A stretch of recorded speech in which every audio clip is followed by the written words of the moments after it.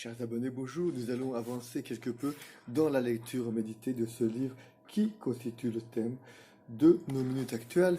Et au lieu d'écrire un article qui en résumerait quelques extraits, j'aimerais m'attarder sur un prêtre, un curé de campagne qui aimait les animaux, qui voulait vraiment les faire aimer et respecter par ses paroissiens.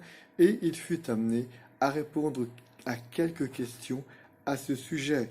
Et on lui posa un jour la question d'abord, mon père, pourquoi aimez-vous les animaux? Et voici ses réponses.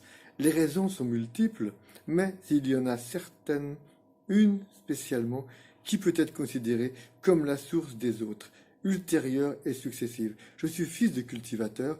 Tout petit, j'ai été mis en contact avec les animaux. Bien sûr, c'était surtout les petits qui m'intéressaient le plus à l'époque.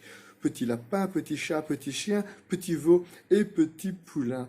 La vue, l'aspect si tendre et si sympathique de tous ces petits m'ont toujours beaucoup ému. Leurs gestes lents et parfois si maladroits, leurs yeux si clairs, leur petite tête recherchant des caresses, etc. Oui, tout cela, il me semble, a été l'origine de mon amour pour les animaux. Bien plus tard, c'est la souffrance et les épreuves des animaux qui m'ont encore rapproché d'eux. Je ne pouvais supporter des chats, des chiens, des chevaux malheureux.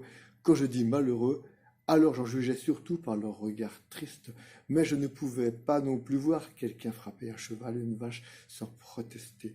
Je comprenais alors déjà que la plupart du temps, on avait des animaux en sa possession pour les services immédiats ou pour la nourriture familiale, mais je souffrais de ce qu'on ne les aimait pas vraiment.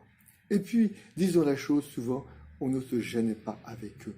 L'amour des animaux s'est définitivement ancré en moi et affiné, bien sûr, à travers la réflexion personnelle, naturelle tout d'abord, théologique ensuite, il est vrai qu'un animal sent, ressent, éprouve.